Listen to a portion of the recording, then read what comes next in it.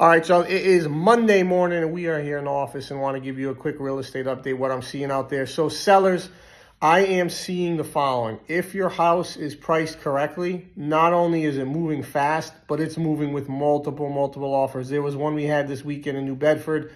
One of our agents listed it, and it ended up getting 113 people that went to go see it. What does that tell me?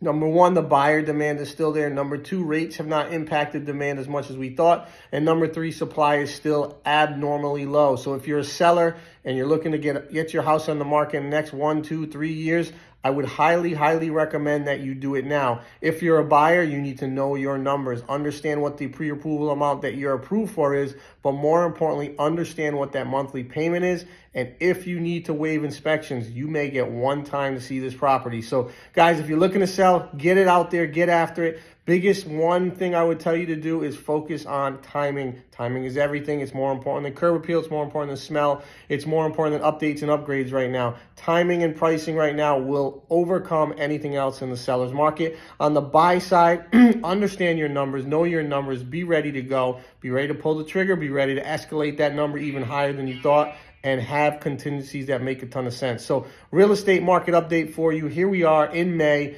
heading into the summer. Let's go.